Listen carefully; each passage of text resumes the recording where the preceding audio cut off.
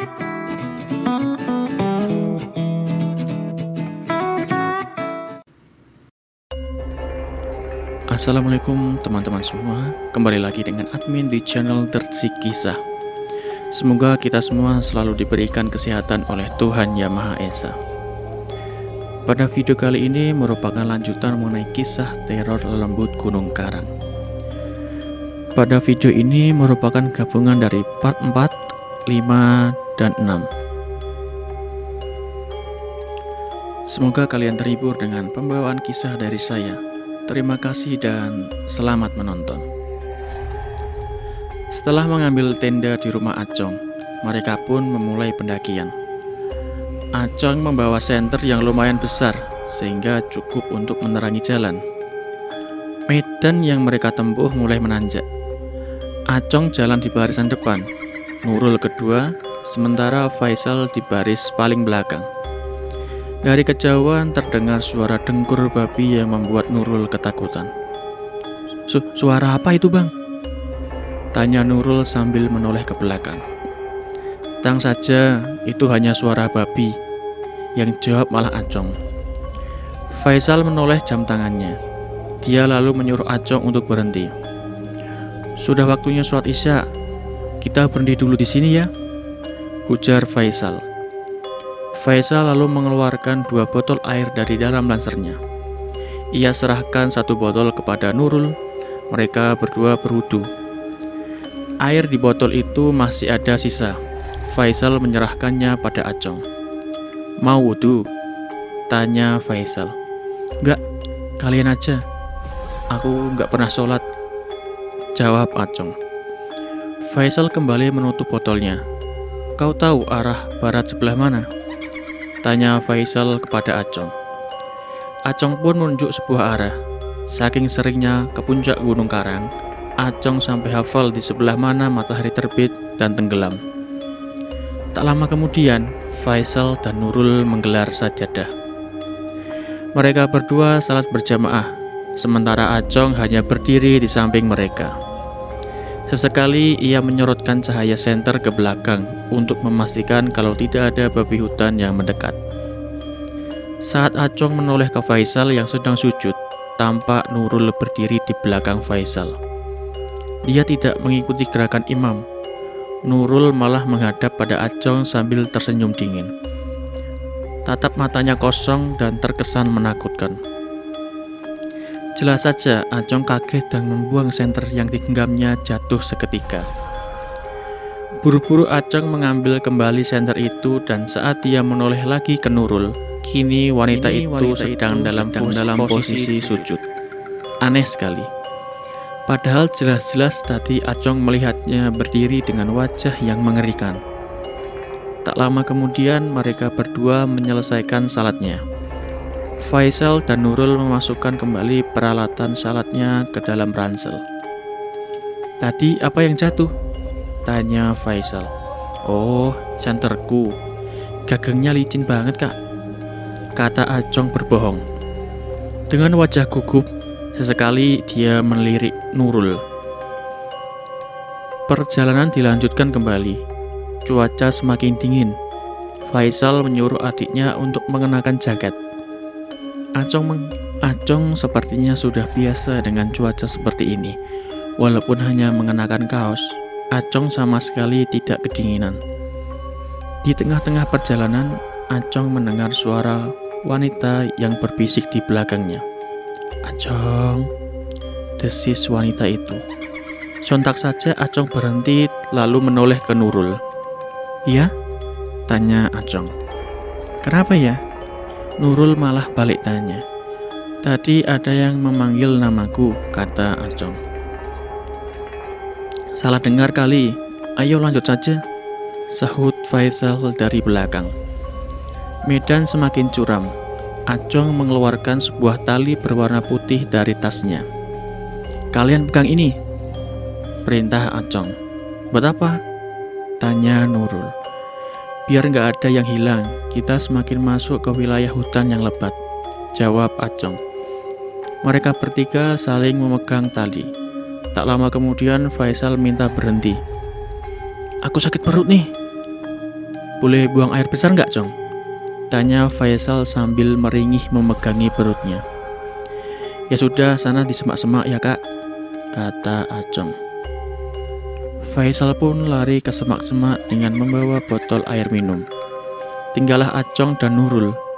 Mereka berdua sama-sama diam. Sebenarnya Acong masih takut dengan apa yang dilihatnya barusan. Wajah Nurul begitu datar dan menakutkan. 20 menit berlalu, tapi Faisal tak kunjung muncul. Acong benar-benar heran kenapa buang air besar lama sekali. Karena bosan menunggu, Acong menghampiri semak-semak tempat Faisal buang air besar. Namun, Faisal tidak ada di sana. Acong panik, lalu menggerakkan cahaya senternya ke sembarang arah sambil berteriak memanggil Faisal. Tanpa disengaja, cahaya senternya menyinari tiga sosok manusia yang sedang berjalan ke timur. Tak salah lagi, itu adalah Faisal. Sedangkan dua orang lainnya adalah sosok yang menyerupai Acong dan Nurul. Sambil berteriak, buru-buru Acong lari mengejar Faisal. Kak Faisal, kembali. Jangan terpengaruh lembut gunung ini. Acong mendekat. Dia mengambil batu sebesar genggaman tangannya. Lihat ini, kata Acong sambil melempar batu itu ke arah sosok lelembut.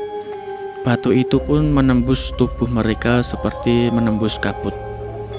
Kedua sosok yang menyerupai Acong dan Nurul kemudian masuk ke dalam kegelapan.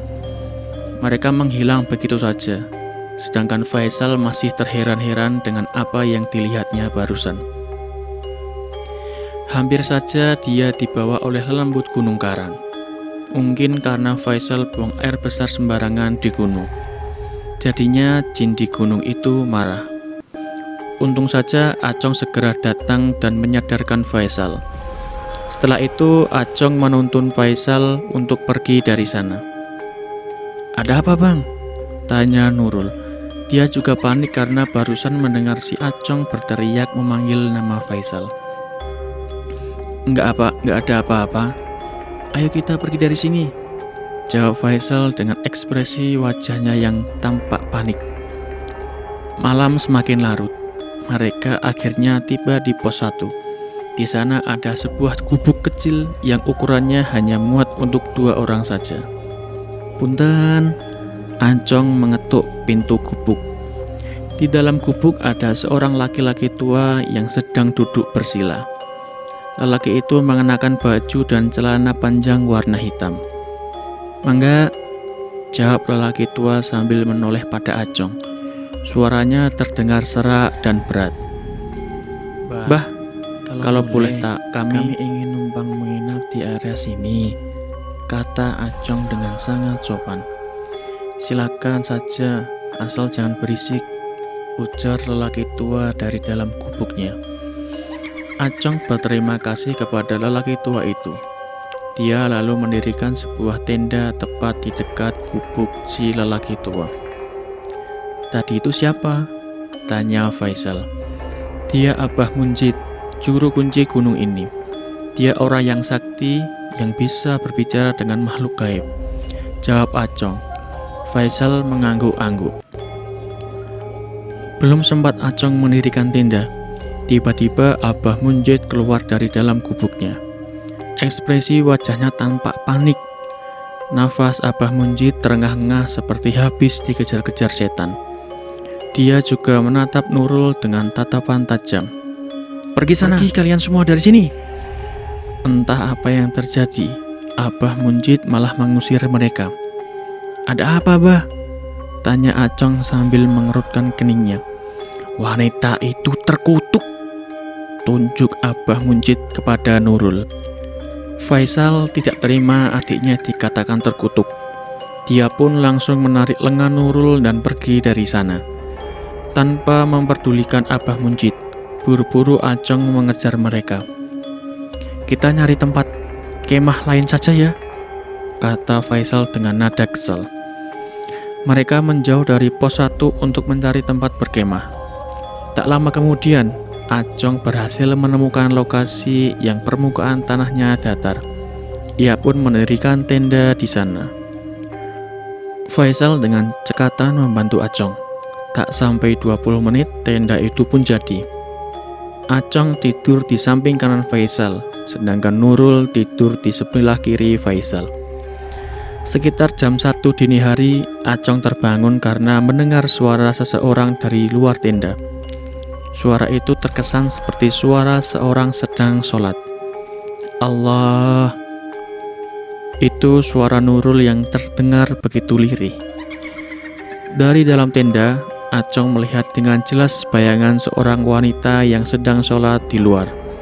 Dia menoleh ke samping kiri Faisal. Tak ada Nurul di sana.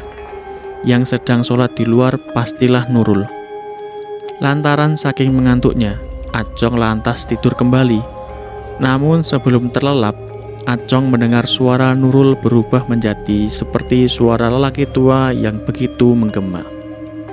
Allah, suara itu terdengar lirih dan berat. Acong bangkit. Kini dia dalam posisi duduk. Diperhatikannya bayangan wanita yang mengenakan mukena itu sedang dalam posisi ruku. Karena penasaran, pelan-pelan Acong merayap mendekati pintu tenda. Dia membuka sedikit kain tenda, tapi anehnya, sosok wanita yang sedang sholat tadi malah menghilang entah kemana. Cari saya ya? Entah dari mana datangnya, Nurul tiba-tiba duduk di dalam tenda. Dia masih mengenakan mukena, wajahnya sangat pucat, kedua bola matanya menghitam semua. Melihat wajah Nurul yang menakutkan, seketika saja Acong kencing di dalam celana. Dia ingin teriak, tapi tidak bisa. Suaranya seakan tercekat di tenggorokannya. Acong buru-buru membangunkan Faisal. Dia sangat ketakutan melihat wajah Nurul yang seperti itu. Faisal yang saat itu masih dalam keadaan kantuk langsung merogoh ranselnya dan mengeluarkan sebuah Al-Quran kecil. Dia mengarahkan kitab suci itu ke wajah adiknya sambil membaca ayat kursi. Bukannya takut, Nurul malah semakin brutal. Dia mencekik leher kakaknya sendiri. Acong panik. Dia mencoba menghentikan serangan Nurul, tapi Acong sendiri malah terjungkal. Teganya Nurul sangat tidak wajar. Faisal semakin tercekik dan kesulitan bernafas. Jurik, mabur dia kaditu. Setan, pergi kau sana. Tiba-tiba terdengar suara Abah Munjid dari luar tenda. Dia mengacungkan goloknya ke langit, disambut riuh angin kencang. Nurul mendongak ke atas sambil berteriak lalu begitu saja pingsan. Abah Munjid menyuruh mereka untuk keluar dari dalam tenda. Nurul dibopong oleh kakaknya.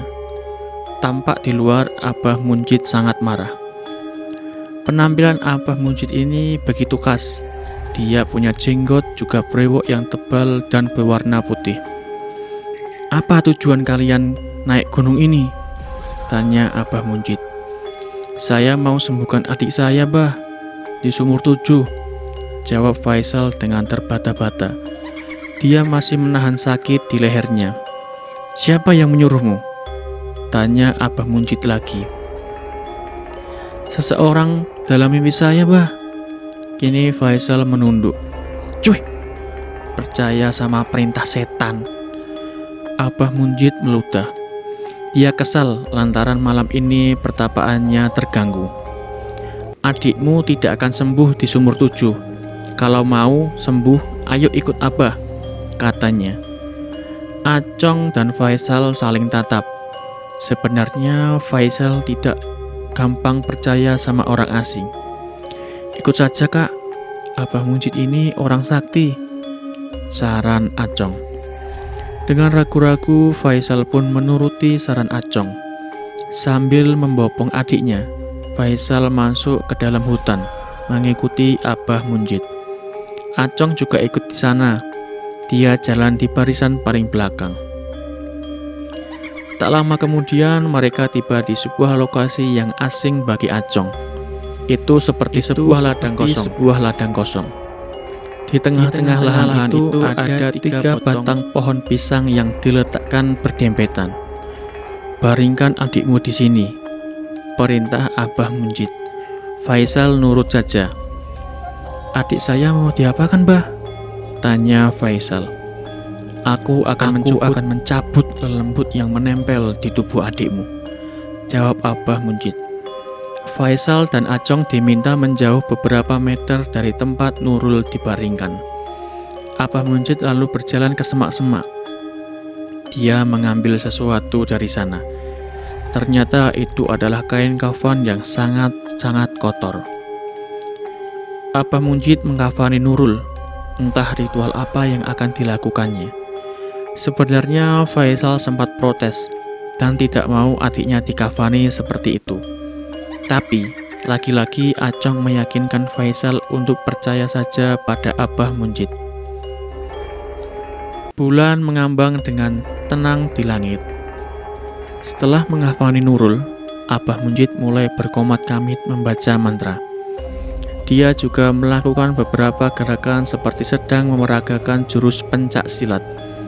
Abah Munjid bergumam, "Sukanta, ini pembalasanku untukmu." Abah Munjid mengeluarkan goloknya seperti hendak menusuk perut Nurul. Faisal buru-buru lari menerjang Abah Munjid. Namun seperti ada dinding pembatas yang tak kasat mata, dia malah terpental beberapa meter ke belakang. Acong tidak berani berbuat apa-apa. Dia hanya mematung dari kejauhan menyaksikan Nurul yang hendak dibunuh. "Kumohon, jangan bunuh adikku," lirih Faisal sambil terkapar di tanah. Pandangan Faisal kabur. Samar-samar dia menyaksikan Abah Munjid mengacungkan goloknya dan hendak menusuk Nurul yang sudah dikafani seperti orang mati. Ini merupakan part terakhir dari video Lelembut Gunung Karang. Karena kisah belum diupdate oleh Bang Esot, maka admin akan sambung video ini pada kesempatan mendatang. Sekian video pada kesempatan kali ini. Simak terus channel ini guna mendengarkan kisah-kisah menarik selanjutnya. Terima kasih sudah menonton dan wassalamualaikum warahmatullahi wabarakatuh.